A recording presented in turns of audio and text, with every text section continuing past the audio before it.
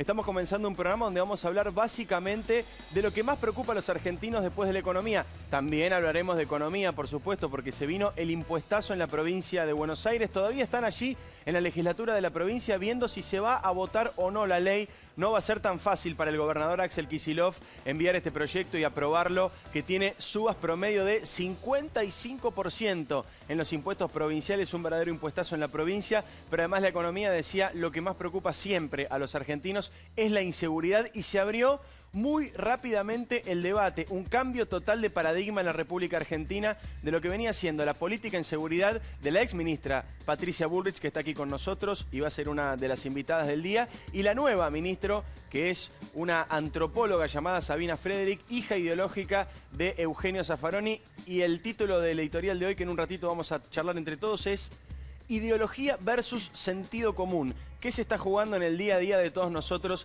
a la hora de hablar de seguridad en la República Argentina? Pero por supuesto esta decisión de Kicillof trajo consecuencias económicas que nos contará Marcela, pero también políticas. Santiago, buenas noches. En un ratito vamos a contar cómo cayó en la Casa Rosada el impuestazo de Axel Kicillof.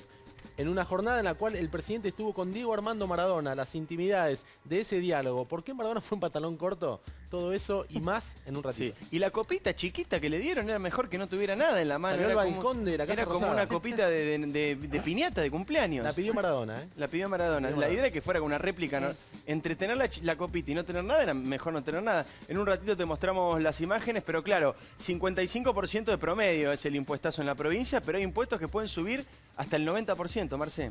Así es, y lo que te vamos a contar es la letra chica, porque una cosa es hablar de los promedios, pero cuando siempre hablamos de un porcentaje promedio de aumento, hay gente que paga por encima de ese promedio. El problema es que en algunos de estos tributos que se pretenden incrementar, por ejemplo, el inmobiliario, que atañe a todo el que tiene una propiedad en la provincia de Buenos Aires, la mayor suba alcanza a la mitad de la población. Te lo vamos a contar en un ratito. En un instante todos los detalles, pero también conectamos los dos temas. Por un lado, la seguridad. ¿Con qué tiene que ver? Con la justicia. La justicia está a merced de Cristina. Lucía, buenas noches. Diego, buenas noches.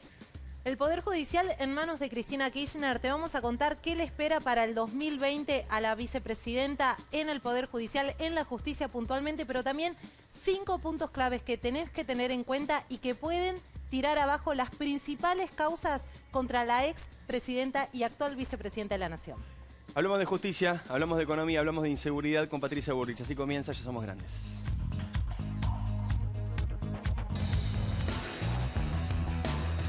Despegar cambió para darte nuevas experiencias. Descubrilo. Despegar. Vivir viajando.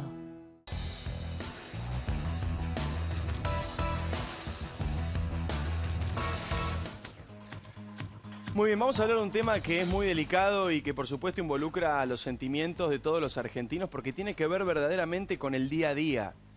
A veces hablamos de cuestiones de macroeconomía o cuestiones políticas y uno con todo derecho puede pensar, bueno, pero esto ¿cómo me afecta a mí en lo cotidiano? ¿Cómo me afecta cuando me levanto a la mañana, cuando voy a trabajar, cuando vuelvo tarde a la noche? Bueno, la seguridad nos afecta directamente a todos y se instaló más rápido de lo esperado un debate que cambia diametralmente la postura que tiene el gobierno o el Estado argentino con respecto a la temática de la inseguridad. Esta noche está aquí en el programa Patricia Bullrich. Patricia, bienvenida, gracias por venir. Gracias por la invitación. Es además una fecha especial, así que todos los que vienen le agradecemos especialmente. En este día 26, el próximo jueves 2 de enero, pero hacemos aquí la producción y está Patricia Bullrich para conversar de este tema. Habló la nueva ministra. La nueva ministra es Sabina Frederick.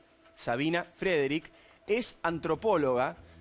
No tiene mucha experiencia anterior en la gestión, tiene una mirada más científica, si se quiere, o ideológica, y ahora vamos a hablar del tema de la ideología con respecto a la seguridad, y ya dio algunas definiciones importantes, algunas concretas y de políticas de gobierno, como por ejemplo, derogó los protocolos que había hace muy pocos meses instalado la gestión de Patricia Bullrich. ¿Qué significa eso? La manera que tienen los policías de actuar cuando se encuentran frente a un delito que está ocurriendo, un delito en flagrancia, cómo utilizar el arma, cuándo hacerlo, cuándo no hacerlo, y donde quedaba claro cuáles eran las consecuencias para un policía si es que efectivamente utilizaba su arma a la hora de intentar repeler un delito. Eso cambió diametralmente, se fue de un lugar hacia el otro, hacia el opuesto, pero también habló de algunos temas muy delicados que involucran también a las fuerzas de seguridad, que son los casos de Maldonado y de Alberto Nisman. Esto decía la flamante ministra sobre Maldonado, mirá.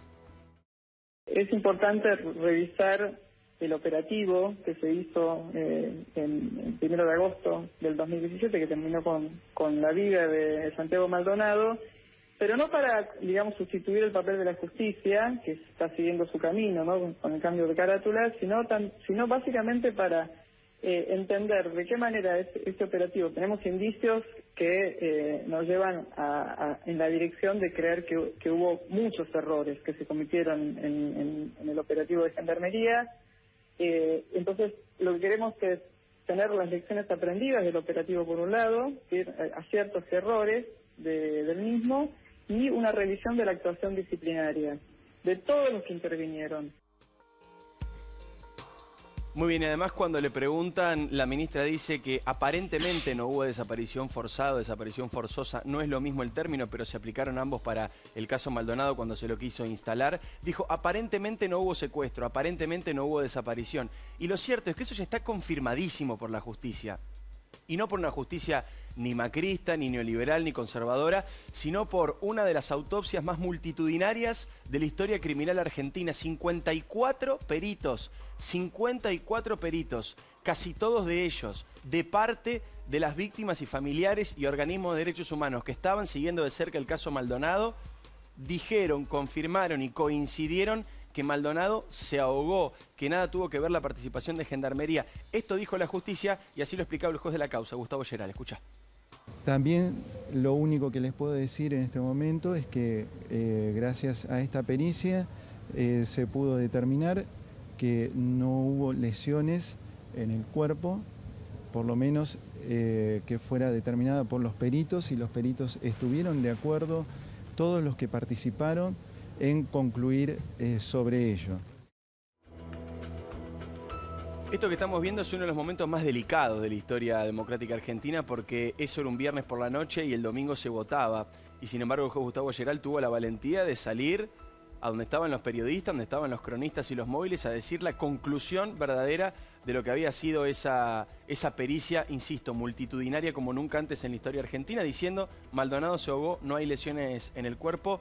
Sin embargo, y quiero introducir la primera pregunta a Patricia Bullrich, nuestra invitada del día, está a punto de volver a foja cero la investigación, de volver a iniciarse, de volver a poner a Gendarmería en el rol de los victimarios de lo que ocurrió con Maldonado, que fue lamentable y tristísimo, pero hasta ahora la justicia había dicho que Gendarmería no tenía nada que ver.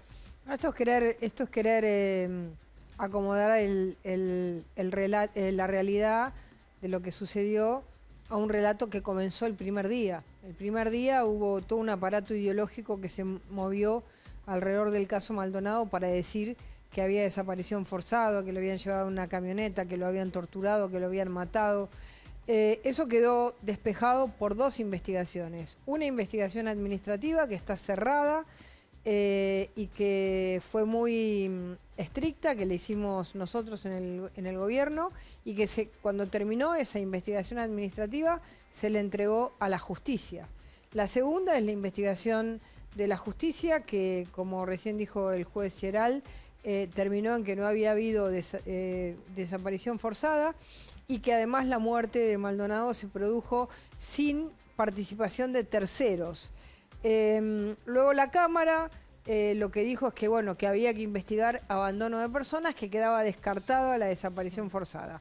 Primer punto, Frederick no puede abrir un expediente que está cerrado y ya entregado a la justicia, porque sería juzgar a las mismas personas dos veces por el mismo hecho, algo absolutamente contrario a derecho y contrario a lo que ya vivieron los gendarmes que fueron, digamos, muy investigados. Claro, recordemos que había un gendarme en particular, el gendarme Chazú, que fue primero acusado de haber sido el culpable de la muerte de Maldonado porque tenía la cara cortada, porque le habían tirado una piedra. O sea, no solamente le habían tirado una piedra, sino que además lo habían acusado y la justicia finalmente lo terminó sobreseyendo, diciendo que no tenía nada que ver. Absolutamente, es decir, y además Chazú se presentó, él mismo se presentó para que la Gendarmería pudiese participar en la causa. Es decir, que no fue que lo acusaron a él, sino que él se presentó. Es decir, que en primer lugar acá hay cosas juzgadas en el hecho administrativo.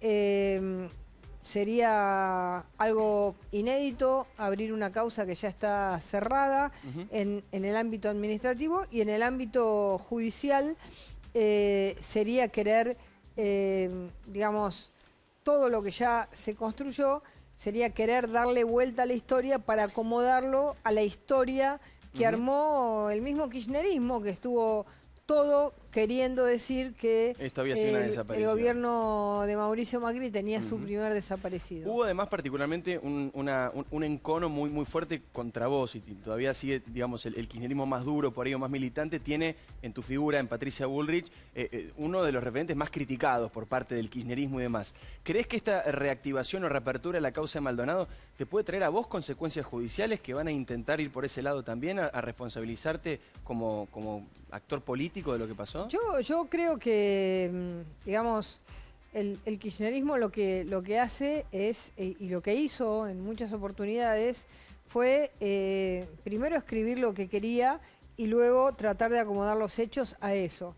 Acá va a tratar de hacer lo mismo. Yo creo que es algo imposible porque ya pasó 3 instancias. Pasó la primera instancia, pasó la segunda instancia, que fue la Cámara, pasó la Cámara de Casación, y en los 3 se ratificó que no había, digamos, que el elemento fundamental que ellos esgrimieron desde el primer segundo, que era desaparición forzada, no existió. Así que la investigación que va a seguir, si sigue, porque es bastante difícil, sobre abandono de persona, no hay ninguna posibilidad que eso lleve a un camino distinto a lo que ya dijo Geral, porque a menos que, no sé, que algunos, el testigo que era el que estaba en ese momento, que era un compañero de Maldonado, dijese algo, cosa que es difícil que lo diga. Así, perdón, así todo, la Cámara de Casación hace muy pocos días ordenó que se dicten nuevas medidas sobre Echazú, convalidando, convalidando lo que había hecho la Cámara de Comodoro Rivadavia, diciendo que había que seguir investigando, que era muy prematuro sobreseerlo. De ninguna manera. No, eso no fue lo que dijo la Cámara de Casación. La Cámara de Casación lo que hizo fue rechazar el recurso de casación, con lo cual lo que hace simplemente es dejar firme lo que dijo la Cámara. Bueno, pero no planteó ninguna investigación sobre Echazú, ni planteó ningún tipo de apertura de nuevas medidas. Simplemente rechazó un recurso, es decir, que dijo, no me cabe a mí esto, no tengo que opinar. No tengo que opinar. Así que no estoy de acuerdo, discúlpame, con la interpretación. Claro, ¿qué consecuencias genera esa decisión? La explicación judicial es que cuando la casación muchas veces rechaza algunos planteos, está convalidando una decisión tomada sobre esa situación, que es lo que están haciendo en este caso. La Sala 4 de la Cámara de Casación rechazó una serie de planteos, y al rechazarlos lo que queda firme para la Casación, que es el máximo tribunal penal, es que el sobreseguimiento contra Echazú fue prematuro. Bueno, pero se puede plantear otra cosa. Se puede plantear que el rechazo que hace la Cámara de Casación, lo que también rechaza fue el planteo de la familia de Maldonado de decir que se investigue de todas las desaparición forzada. Entonces, lo más importante de este rechazo no es lo de Echazú. Lo más importante de este rechazo de la Cámara de Casación es que deja firme lo que dijo la Cámara Penal del Sur, que lo que dice es que solo se investiga abandono de persona y que no se investiga desaparición forzada. Entonces, el corazón de lo que se intentó generar en el caso Maldonado, y esto es lo que tiene que entender, y creo que entendió muy bien la sociedad, el corazón fue querer plantear que acá había una gendarmería que era capaz de ser asesina, de hacer desaparecer personas, y que había un gobierno que quería esconder esto. Todo esto resultó una gran mentira, y eso es lo importante. El tema del abandono de personas es un elemento absolutamente menor en lo que se discutió en 78 días en la Argentina, que es si había habido un caso de desaparición forzada típico de las dictaduras más brutales. Y eso quedó claro que no fue así. Muy bien, en eso me quiero montar para empezar a hablar de lo otro, que tiene que ver con la seguridad de todos nosotros y de todos los días, con la vida cotidiana, y por eso es tan importante. Hay una rémora ideológica de lo que fueron las Fuerzas Armadas en los 70, que está muy presente en un sector muy grande de la justicia argentina, representado básicamente por el ex juez de la Corte, Eugenio Zaffaroni, que se presentan algunos como hipergarantistas o garantistas extremos y en algunos casos hasta como abolicionistas, que es un término muy curioso porque en el caso de un juez abolicionista estamos hablando de un juez que no cree en el Código Penal. Perdón por la metáfora por ahí poco elegante, pero es como un árbitro de fútbol que no crea en el reglamento, que no aplica el reglamento porque no le parece lógico, no le parece coherente y aplica uno propio y va experimentando. Esta idea de experimentación académica es un poco el lugar donde breva ideológicamente Sabina Federic, la nueva ministra de Seguridad de la República Argentina. Y esto es muy importante entender porque de alguna manera aparece esto que planteaba Patricia Bullrich, que es la ideología. Mi viejo siempre dice ideologitis, ¿no? Como una especie de inflamación de la ideología, porque se lleva al terreno de lo absurdo y a veces se choca de bruces contra el más simple y llano sentido común, que a veces es el menos común de los sentidos. Y en este caso uno parece que puede entenderlo de esta manera y empezar a plantearse verdaderamente qué es lo que quiere, qué es lo que clama, qué es lo que reclama la mayoría de la gente y la mayoría de la sociedad a la hora de la política de seguridad de la República Argentina. Básicamente lo que se reclama es sentido común. Sacar las ideologías de la discusión, las de cualquiera de los dos extremos. La ultraderecha prácticamente fascista de Bolsonaro que indulta a policías que cometieron delitos y la ultra izquierda o trotskista o hipergarantista o abolicionista que prefiere proteger a aquellos que cometen delitos y no a las víctimas. Es importante que no se trata de gatillo fácil, no es esa la otra opción, no es la respuesta al gatillo fácil. No se trata de proteger a policías que son delincuentes. El policía cuando comete un delito, cuando comete un exceso en la utilización del poder público que le da el Estado para combatir al delito, automáticamente se transforma en un delincuente y debe ser juzgado igual que cualquier ciudadano que comete un delito. Acá el tema es de qué manera los policías se enfrentan y se paran frente al delito. Zaffaroni, decíamos que es uno de los padres ideológicos de esta cuestión, tiene una posición tomada que es clarísima y que no oculta, y que de hecho es una de sus políticas más conocidas y ha hecho varias cátedras y tiene muchísimos fanáticos y muchísimos adeptos, incluso en la justicia. Doy dos ejemplos simplemente para entender de qué se trata un juez abolicionista. Hace unos años Zaffaroni dio una entrevista en la revista Rolling Stone, donde contó que cuando él mira un expediente, siendo juez, lo primero que piensa es, y esto es literal, a ver cómo lo hago zafar a este. Eso es lo primero que piensa Zaffaroni. Lo dijo Zaffaroni y es lo que propone como política general de justicia en la República Argentina. A ver cómo hago zafar al que cometió el delito.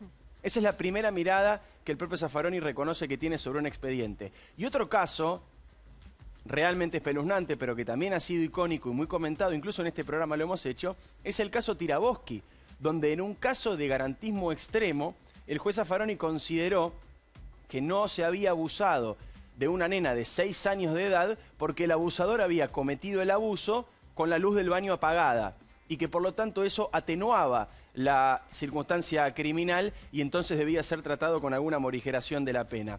Hay muchos policías que se están preguntando cómo actuar a partir de ahora. Con este nuevo cambio de doctrina, con este nuevo cambio de mirada. Me pasó hace poco una anécdota, recién se la comentaba a los chicos en el equipo. Me subí un taxi, uno no comenta en general anécdotas personales, pero esta me parece bastante ilustrativa. Y el taxista que estaba manejando el auto me cuenta que su hija se acababa de recibir de policía hace poquitos días. Que era su vocación, que él por supuesto no estaba demasiado de acuerdo porque le daba miedo que fuera policía, pero ella tenía esta vocación y se acababa de recibir y había estudiado y estaba muy contenta porque se había recibido. Y ahora tenía dudas sobre cómo actuar porque tenía miedo de que en la eventualidad de ella tener que involucrarse en un hecho delictivo o en un hecho de sangre, el Estado no la protegiera, de no sentirse respaldada por el Estado argentino y por el gobierno. Y entonces comentaba que ella y otros compañeros nuevos policías, noveles, se preguntaban qué hacer ante un delito, porque finalmente el policía, el de la calle, el de la esquina, se está jugando la vida a cada minuto y si no tiene claro de qué manera lo va a apoyar o no el Estado argentino, también empiezan a pensar cómo actuar a la hora de tener que hacerlo. Y acá también hay un punto importante, por eso yo lo planteaba cuando comenzaba el programa con el tema de Lucía Salinas. Porque se cruza la política también. la política a gran escala, no solamente la política de seguridad. Acá, con el cambio de gobierno, también hubo un cambio en el temperamento y en las doctrinas de un montón de jueces. Y la propia Corte Suprema de la provincia de Buenos Aires dijo al día siguiente de que asumiera Axel Kicillof que en las cárceles de la provincia de Buenos Aires había demasiados presos y que entonces la opción o lo ideal era liberar a la mayor cantidad de presos posibles que estuvieran con prisión preventiva y tratar de que ningún preso ingresara. Esto, por supuesto, lo plantearon en términos técnicos, pero básicamente es hacer más difícil que entren y hacer más fácil que salgan. Pero además, esto tiene una conexión con lo que fue el gobierno de Cristina Kirchner. Recordemos que en aquel momento estaba de ministro Aníbal Fernández, que había inaugurado la frase que decía que la inseguridad era una sensación, y también estaba Batallón Militante.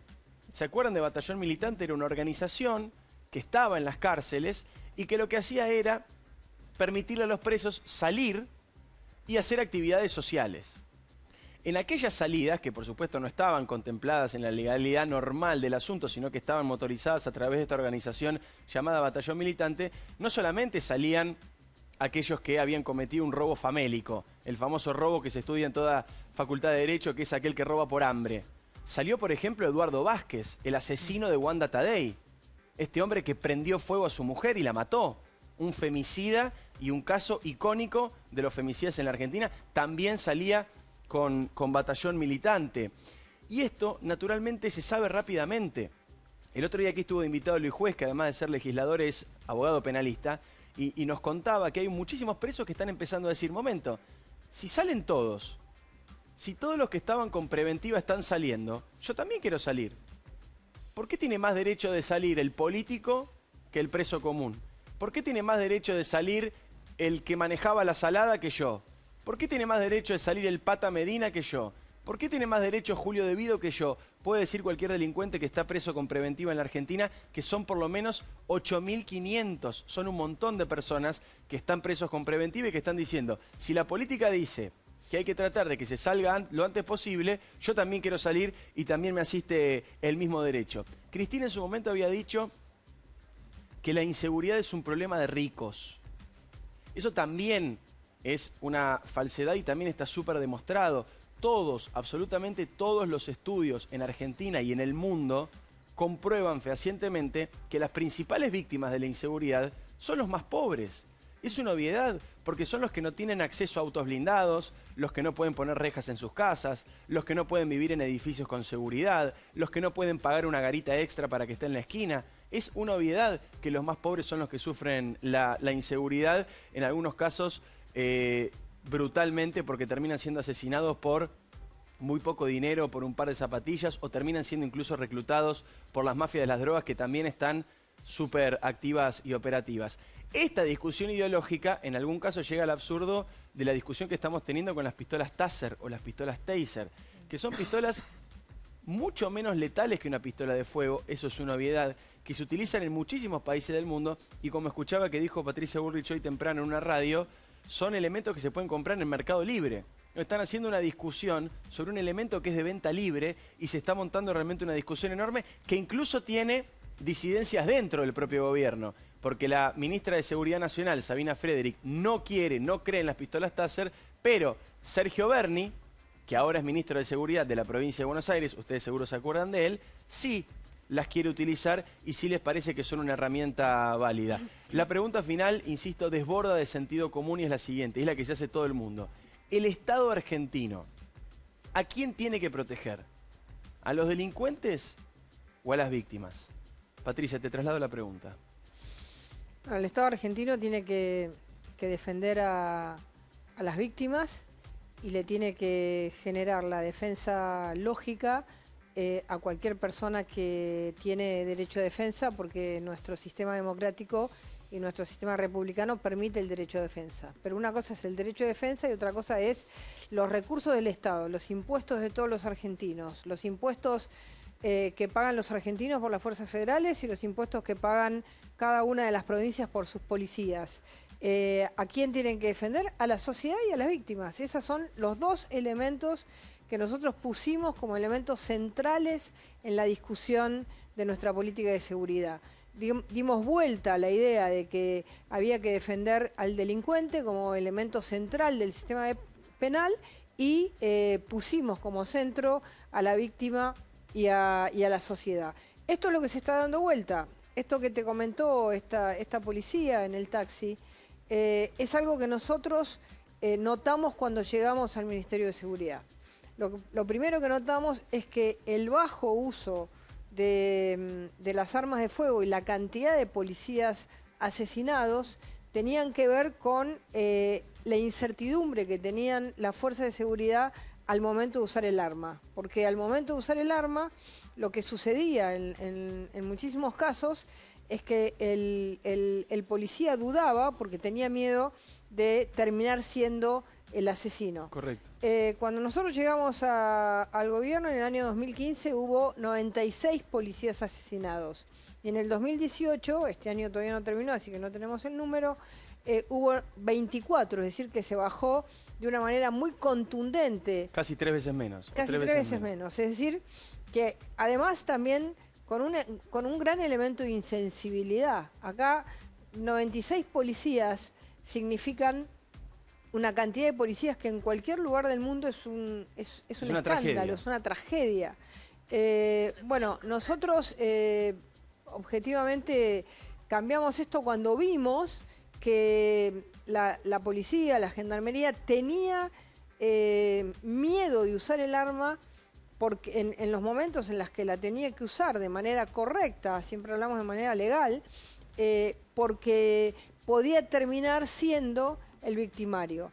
Y pasó en muchísimos casos en los que el policía o el gendarme terminaron presos y luego, en muchos casos, la misma justicia en tribunales orales los liberó. En un caso que recuerdo muchísimo porque lo tuve frente a mí, el tribunal oral agarró al policía que había estado en un caso de un asalto y estaban por matar a la persona que estaba siendo asaltada y él salió en su defensa, como tiene que hacer un policía, y estuvo casi 3 años preso. Y cuando llegó al tribunal oral, una jueza del tribunal oral lo agarró, lo abrazó y le dijo, mire, tengo una sola cosa que hacer, pedirle disculpas por lo que a usted le hicieron. Y los liberaron porque era, digamos, muchas veces pasó que el juez de primera instancia es como que se protege porque había todo un gran aparato ideológico. Lo mismo que pasó en Maldonado. Iban todos, el CELS, la Correpi, todos a decir, el policía tiró, el policía es culpable. No importa. El contexto, claro. No importaba nunca el contexto. Simplemente el solo hecho de haber tirado significaba que fuera responsable. Bueno, puede ser una manera de pensar la seguridad. Entonces saquémosle el arma, ¿no? Tengamos... Esa postura es un debate interesante. Quiero ampliar una cosita sobre el tema Nisman también y preguntarte por Chocobar. El caso Chocobar... Lo de Nisman es terrible. Bueno, hay una información importante. Patricia, de último momento, estaba mirando el programa, representantes de la querella de la familia de Alberto Nisman, representantes de la querella de la madre de Alberto Nisman, que van a hacer mañana mismo una presentación en la justicia, producto de estas declaraciones que estábamos mencionando de la nueva ministra de Seguridad, Sabina Federic, que dijo que va a revisar la pericia que hizo Gendarmería. Recordemos que esa pericia que hizo Gendarmería fue muy importante, primero porque demoró muchísimo tiempo, se hizo con un nivel de profesionalismo enorme, año y medio. Nosotros, me acuerdo que dimos aquí los resultados en su momento, y esa pericia llevó a la justicia a determinar taxativamente que Nisman había sido asesinado. Insisto, esa pericia que determinó sin objeción alguna que Nisman había sido asesinado, y así lo tomó la justicia argentina, ahora va a ser revisada por la nueva ministra de Seguridad, y entonces mañana la querella, es decir, el abogado que representa a la madre de Alberto Nisman, va a hacer una presentación judicial para que esto no sea permitido. También es un tema delicadísimo, Alberto Nisman. No, lo que dijo la ministra es inaceptable.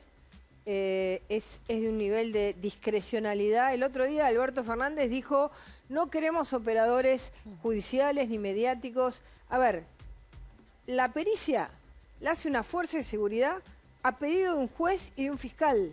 Es decir, la pericia no la ordena un ministro de Seguridad, no la revisa un ministro de Seguridad, no la conoce un ministro de Seguridad. Es decir, que lo que acaba de decir es una intromisión del poder político con un concepto que es, si yo le digo, voy a esperar que cambien los mandos de la Gendarmería y voy a hacer la revisión. Quiere decir, voy a poner a los que yo ponga y le voy a pedir obediencia debida. Es decir, que pongan la pericia como yo quiero que sea la pericia. Obediencia debida, el concepto más terrible que tuvimos, digamos, más discutido de la Argentina, que es que un subordinado tiene que hacer lo que un jefe le dice. ¿Por qué? Porque si alguien dice, yo cambio el jefe de la Gendarmería, después de cambiarlo le pido que revise esta pericia, es decir, le doy una orden. Claro, ¿cuáles son los márgenes que tiene para decir no, la pericia es correcta? Prácticamente le doy ninguno. una orden. Bueno, no, tiene la Constitución... plantea justamente que nadie puede aceptar cumplir una orden ilegal. Así que, ¿qué le debe contestar? Digamos, quienes hacen las pericias en Gendarmería. Primero, la orden me la da un juez o un fiscal. Segundo, no voy a aceptar una orden ilegal. Es una orden ilegal. Es ya una presión, es un apriete y una orden ilegal que borra absolutamente los dichos de Alberto Fernández de que quieren una justicia y una política que no se meta en la justicia. Bueno, señor Fernández, esto, a ver, yo fui ministra de Seguridad 4 años. Yo no podría hacer una cosa así sin que mi presidente sepa. Es decir, que Alberto Fernández sabe lo que hoy dijo la ministra de Seguridad. No tengo la menor duda sobre eso y es una barbaridad y además para la familia Nisman y para el pueblo argentino y para el mundo es una aberración lo que se ha dicho el día de hoy. Te aporto un dato importante, Diego, y te lo quiero leer textual porque es un poco la respuesta en los tribunales federales sobre esta decisión de la actual ministra de Seguridad. La ministra de Seguridad no es parte del proceso penal, no sé de qué manera podría revisar una pericia porque eso respondería a una injerencia del Poder Ejecutivo en el Poder Judicial. ¿Qué significa esto? Que por más que la ministra de Seguridad quiera avanzar sobre una pericia ya realizada, lo que va a suceder es que no va a haber modificación en el estado de la causa. ¿En qué estado está esa causa? Tiene confirmación de la Cámara Federal porteña respecto a lo que dijo el juez Julián Ercolini, que Alberto Nisman fue víctima de un homicidio, que no se suicidó. Esto no se va a modificar, pero claramente a pocos días de cumplirse 5 años ya del fallecimiento de Alberto Nisman, vuelve a hacer ruido. ¿Por qué es importante políticamente observar esto? Porque en un fallo muy relevante la Cámara Federal porteña dijo que Alberto Nisman, entre otras cosas, pudo haber sido víctima por la denuncia que hizo. ¿A quién había denunciado por encubrimiento del atentado de la AMIA? A Cristina Fernández de Kirchner como principal responsable, valga la redundancia, habiendo sido presidenta de la Nación, y esa es una causa que ya está elevada a juicio oral, con lo cual todo tiene una conexión como vos planteabas hace unos instantes. Quiero hablar un ratito de economía, también con la economía de todos los días, con el impuestazo de la provincia de Buenos Aires, consecuencias políticas y económicas. Santiago Fioriti y Marcela Pagano, promedio 55% de aumento de impuestos, pero hay impuestos que llegan al 90%, por ejemplo, para los terrenos baldíos, 90% de aumento en los impuestos. Pero Patricia, no quiero dejar de preguntarte por Luis Chocobar, este policía que actuó en defensa de Joy Wallach, este turista norteamericano que estaba en la Argentina, que lo habían apuñalado. Las puñaladas habían llegado al corazón de Joy Wallach. Fue salvado de milagro aquí por un médico argentino, Yamil Ponce, que lo operó aquí en un hospital público y le salvó la vida. Chocobar, por supuesto, está siendo, como corresponde, sometido a un proceso, digamos, porque se está investigando cuál es su situación, pero imagino que luego del apoyo político que recibió de Mauricio Macri y también tuyo cuando eras ministra de Seguridad... Lo recibieron en la Casa Rosada. Lo recibieron en la Casa Rosada, una foto muy famosa que generó polémica y todo eso. ¿Cómo está, si es que siguen teniendo contacto con él, Chocobar ahora, sabiendo que ha cambiado notablemente la mirada que hay sobre lo que él en aquel momento Perdóname, Diego, hizo en la Alberto Boca? Fernández en su primer discurso en el Congreso habló del caso Chocobar y dijo que la doctrina del nuevo gobierno va a ser contraria a la del macrismo. Bueno, por eso, ahí está, espectacular el dato que me hace, yo me había olvidado. Habló de Chocobar en el discurso de sesiones, por lo tanto imagino la situación de Chocobar diciendo, ¿y ahora yo qué hago? ¿Voy a tener un juicio normal? En primer lugar, decirte que yo no creo que esto tendría que haber sido judiciable. Correcto, está bien. Me parece que esto no tendría que haber llegado a esta instancia, que el juez de primera instancia debía de haber ponderado la situación y tenía que haber hablado ni siquiera de legítima defensa, de cumplimiento de deber de funcionario público.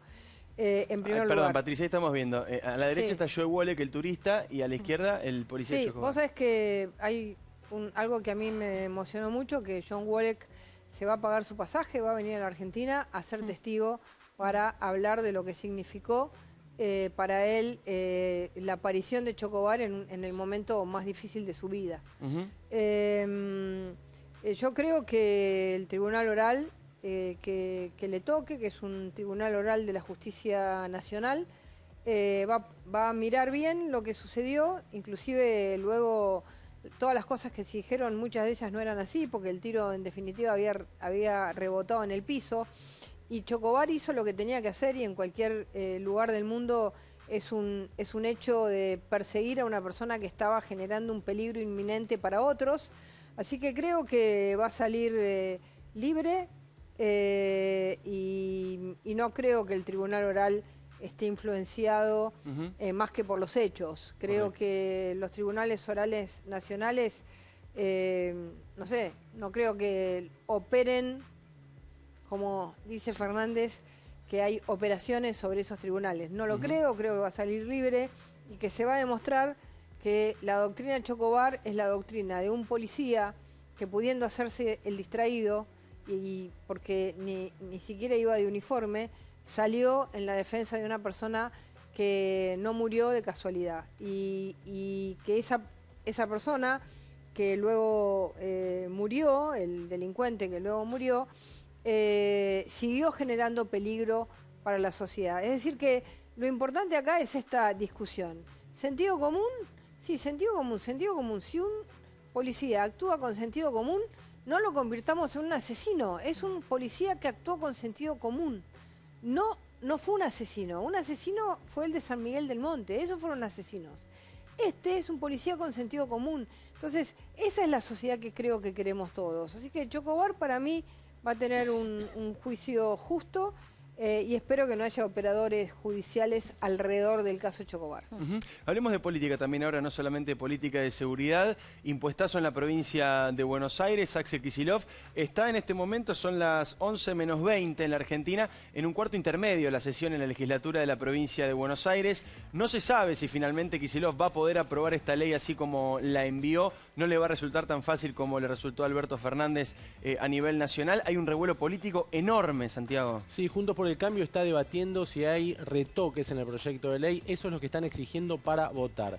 Me parece que a diferencia de lo que pasa a nivel nacional, en la provincia de Buenos Aires el macrismo tiene una posición más, no digo más cercana al kirchnerismo, pero sí tiene voluntad de que la ley salga. Este es un dato, pero claro, están pidiendo cambios.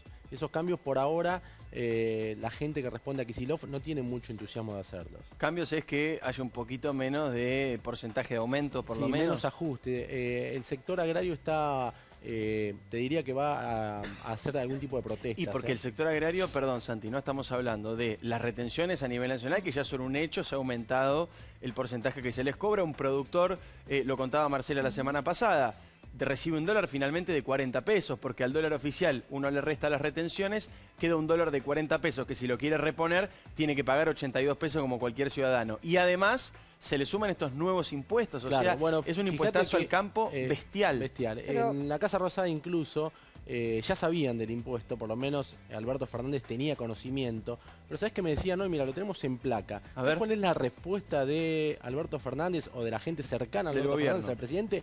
No nos vamos a meter. Es decir, le Eso patean es la terreno pelota. de Cristina. ¿Cómo? Es terreno de Axel Kicillof y Claro. de Cristina. Le Sí. patean la pelota a Kicillof, ¿no? Porque acá hay como un choque de intereses. El gobierno está buscando reactivar la economía. Ese es el plan, es postergar el pago de deuda y reactivar la economía. Igual, La Santi, gran cuando duda- a nivel nacional Alberto Fernández permite que se discuta el consenso fiscal que ya estaba aprobado, lo que hace es concederle a las provincias, incluido a Axel Kicillof, la posibilidad de que increce uno de los impuestos más distorsivos que tiene la Ingresos economía brutos, argentina, claro. que es ingresos brutos. Y de Patricia, hecho vos es lo que querías se agregar propone. algo, sí. No, digo que hablando hoy con representantes de nuestros bloques y de Juntos por el Cambio, la idea es que nunca se llegue a esos niveles. Es decir, tienen que ser aumentos razonables, aumentos que estén en el marco de la inflación, pero no este tipo de aumentos. Es decir, y desde ahí tiene que ir para abajo, no hacia arriba. Igual más allá de lo que dice Patricia Bullrich, perdón Patricia, hay sectores del macrismo que nunca lo van a decir en público, pero que de algún modo están avalando, es decir, se preguntan ¿por qué no lo hicimos nosotros? ¿No? ¿Por qué nosotros no fuimos más a fondo con el ajuste? De hecho, esto tiene que ver con la votación en la provincia de Buenos Aires. Muchos quieren votar el paquete así como está. Algunos dicen no, es demasiado lo que dice Bullrich, pero hay algunos que están de acuerdo con este ajustazo.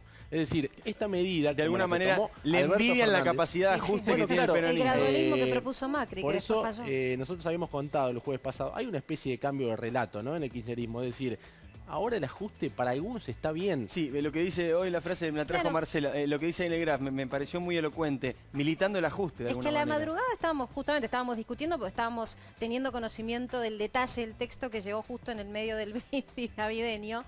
Ah, perdón. No eso fue azarosa también, esa propuesta, ¿no? Eso que sea también. en ese horario. El 24 de diciembre a la noche mandaron el proyecto. Cosa de que la oposición, digamos, estuviera medio distraída y todos, práctica. digamos, estuviéramos bastante distraídos festejando, como no debemos pasó, también. no estábamos distraídos. Bueno, no, por eso estábamos discutiendo y lo que nos resultaba llamativo es la militancia que se está haciendo del ajuste, porque la argumentación de hay que cuidar la caja se contrarresta con lo que supimos conocer de muchos de los economistas que hoy integran el staff de Kicillof en la provincia, en donde siempre se mostraron incluso como con un resquemor sobre lo que es la carga impositiva, siempre creían que la productividad no iba de la mano de altos impuestos. Pero por lo pronto, y tenemos, cuando vos digas, Diego, en pantalla, ahora algunas de las situaciones quizás más emblemáticas, ¿no? Por ejemplo, se discute... Dame un ejemplo, a ver, Yo te dale. quiero dar uno que me parece que es el que se está debatiendo en este momento, porque si sale así sería un poco escandaloso. Uno debate el costo de los medicamentos y lo pesado que es para muchos sectores de la población poder alcanzar los medicamentos necesarios para poder vivir. Y fue un tema de campaña, el tema del precio de los medicamentos y también de las primeras medidas de gobierno de Alberto Fernández, que anunció, entre otras cosas, como medidas positivas, que los medicamentos que habían aumentado, bueno, prácticamente un 50% en el último tiempo, bajaban entre un 8 y un 9%. Bueno, si querés, acordate las jubilaciones. Las jubilaciones, Alberto Fernández en campaña prometió aumentar un 20% Sí, apenas asumiera. el 10 de diciembre dijo. Eso Pero no pasó. digo, esto que plantea los medicamentos, ¿qué pasa con los medicamentos en el proyecto de Kicillof? ¿Qué pasa? Los medicamentos aumentaron muchísimo porque en realidad están trazados en la mayoría de los laboratorios los costos por el dólar. Mucho insumo importado. Ahora bien, si estamos buscando que el acceso a los medicamentos sea el más justo posible, estamos hablando de una caja del PAMI deficitaria, estamos pensando que cada vez menos gente puede acceder a lo que es una prepaga, es un poco difícil de entender cómo la gobernación de la provincia de Buenos Aires se propone subir la alícuota del 1,5% de ingresos brutos sobre la producción de medicamentos nacional al 3,5%. Más que duplicar los impuestos en los medicamentos. El peso en la torta total de este sector, y por eso este sector fue el que puso, digamos, este grito en el cielo, básicamente es porque el peso se sube prácticamente a un 100% en lo que pesa en la torta distributiva para este sector. El problema es que eso, más allá de lo que pesa sobre la industria, después se termina trasladando al consumidor final. Y eso es lo más grave porque, por supuesto, genera inflación. Hoy escuchaba también a la mañana, ahora vamos a seguir hablando de este tema, que es importante. Cualquier impuestazo genera un parate económico, genera recesión. Esto lo entienden los economistas. Bueno, fíjate cómo reacciona el mercado con el dólar blue, ¿no? El dólar paralelo hoy casi en 80 pesos.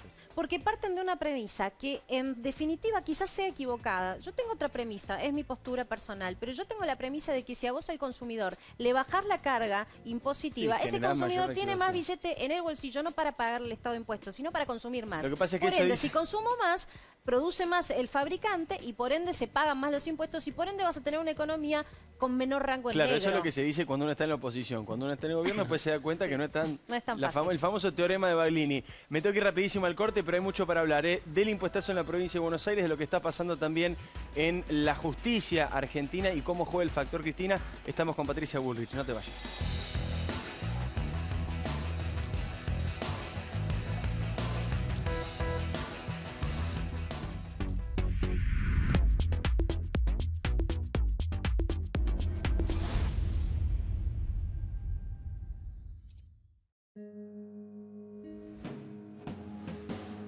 Prevención Retiro es prever tu futuro ahora. Los más exquisitos y auténticos sabores te esperan en cada rincón. Despertar tus sentidos, venite a San Juan. ¿Estás buscando un terreno para desarrollar su nuevo emprendimiento? Adrián Mercado. El Mirasol del Puerto. Avenida Alicia Moró de Justo 202, Puerto Madero. Volkswagen Group Argentina.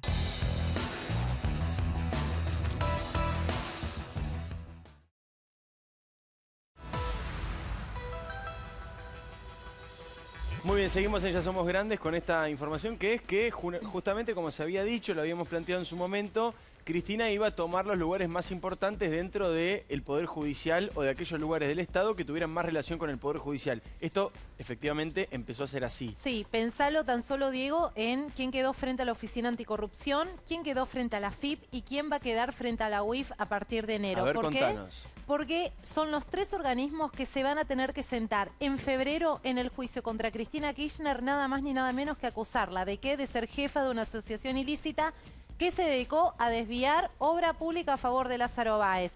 Estos 3 organismos tienen que sentarse a juzgar a Cristina Kirchner. ¿Y quiénes ¿Lo van a están hacer? ahí al frente? Está Cruz al frente de la Oficina Anticorrupción. Félix Crows, un fiscal de justicia legítima. Perdón, frente a justicia legítima. Y después la unidad de información financiera va a cambiar su autoridad, todavía está Mariano Federici, va a cambiar su autoridad en enero. ¿Pero qué pidió ya la defensa de Cristina Kirchner? Adhirió a un pedido generalizado que los abogados actuales de estos organismos que están sentados en el juicio no tengan autoridad para juzgarla, no tengan autoridad para acusarla. En el único juicio que Cristina Kirchner por corrupción tiene en pleno desarrollo. Te voy a dar otro dato que tiene que ver con la causa Cuadernos. ¿Sabes cuántos presos hubo en la causa Cuadernos desde que empezó el 1 de agosto de 2018? ¿Cuántos? 49 personas detenidas. ¿Sabes cuántas quedan hoy? Solo 2. Ricardo Jaime y Juan Pablo Schiavi, que además están presos por otra cosa. Por la tragedia de Once. Con lo cual, cuando vos no tenés personas detenidas en una causa, el incentivo para que el tribunal avance rápidamente en un juicio oral cae absolutamente. Y además hay cerca de 20 pedidos de recursos en la Corte Suprema de Justicia que tienen que resolverse vinculados a la causa Cuaderno y que pueden hacer caer esta investigación que Claudio Bonadío ya elevó a juicio oral. 2 de los expedientes más delicados, más importantes que tiene hoy la vicepresidenta de la Nación en la Justicia Federal y que a la espera de resoluciones importantes. Muy bien, no tengo demasiado tiempo, Patricia, pero ¿te preocupa lo que puede pasar justamente con los juicios contra Cristina o con más liberaciones de exfuncionarios que todavía están detenidos? Amado Boudou dice que está preso por todo lo bueno que hizo, Luis Delía que quiere quedar en libertad también. No, me parece que han armado toda esta teoría del lawfare que tiene que ver con que en algún momento se intente generar la idea de que todos estos juicios han sido juicios de carácter político y alguna medida tipo amnistía, tipo perdón generalizado, se va a hacer. Yo creo que eso es lo que uno puede esperar, porque se ha preparado el terreno para plantear que todos estos juicios son de carácter político. Por otro lado, lo que dijo Luis Juez la semana pasada es exactamente así. Si lo que hay es una doctrina sobre la prisión preventiva, acá el día de mañana podemos ver en la calle abusadores, asesinos, todo tipo de gente que no tendría que tener prisión preventiva y estaríamos todos en una inseguridad total y absoluta si a todos les cayera el mismo principio de igualdad ante la ley. Así que me parece muy peligroso eso y creo que no es casualidad todo lo que pasó este tiempo. Creo que algo fuerte va a venir de parte del mismo gobierno respecto a las causas que ellos consideran, entre comillas, que son de carácter político. Gracias, Patricia, por haber estado. Muchas felicidades. Vamos a la pausa. Después te contamos qué pasó con Diego Maradona en la Casa Rosada. ¿Por qué fue que habló con Alberto Fernández? Y lo más importante de todo, ¿por qué tenía una copita tan chiquita en la mano? Después de la pausa.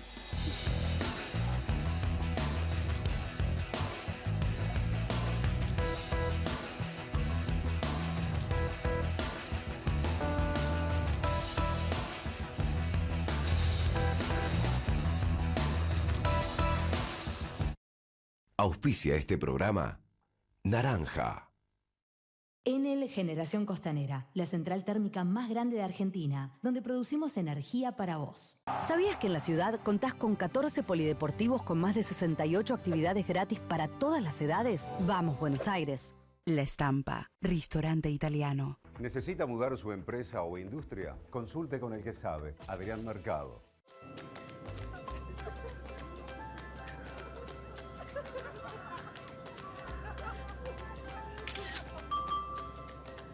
Latam y vos, juntos, más lejos.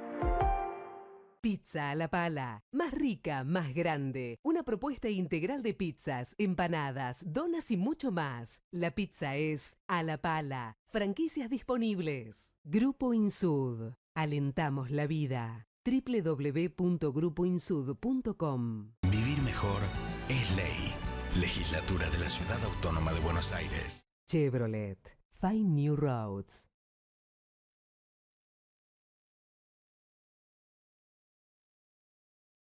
Grupo Petersen, desde 1920, construyendo el país.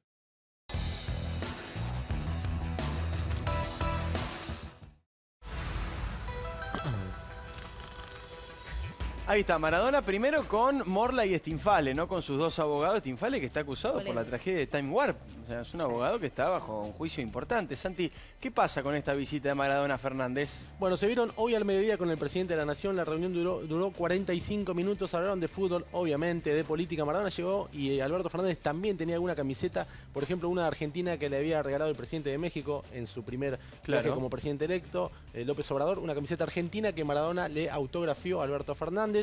Hablaron del hambre también. Maradona dijo: no quiero que ningún pibe muera más de hambre. Yo sé lo que es el hambre. Se comprometió incluso a donar camisetas y algún tipo de elementos para que se subasten. Bueno, Alberto Fernández lo saludó con mucha deferencia. Maradona llegó en bermudas a la Casa Rosada. Le dijeron: tenés que venir de saco y camisa. Maradona fue de saco y camisa. Pero respondió la consigna. Respondió la consigna, pero con pantalones cortos. Muy bien. Después de la reunión salieron al balcón. Eso fue un pedido de Víctor Bullé, el fotógrafo presidencial. Fotógrafo presidencial, histórico fotógrafo presidencial de la Casa Rosada, hasta hace muchísimos años. Bueno, Maradona salió con una copita, salió a saludar alguna manifestación que había en su apoyo a la Casa Rosada. Ahí está, lo estamos viendo. Ese es el fotógrafo presidencial, a la izquierda de Maradona. Fue un encuentro ameno, Diego. Muy bien. Y prometieron volver a verse. Muy bien, volver a verse. Dijo: no vuelven más Maradona desde el balcón. De Mauricio Macri, dijo eso. Sí, por supuesto, mientras besaba la copita. Ahí está la copita chiquitita. Muy bien, nos estamos despidiendo. Programa importantísimo, En la Rosca, ahora en instantes nada más. Comienza aquí en la pantalla de TN con el presidente de la Nación, Alberto Fernández. No te lo podés perder. Nosotros nos vemos la semana que viene, ya en el 2020. Así que feliz año para todos, sean muy felices. Chau.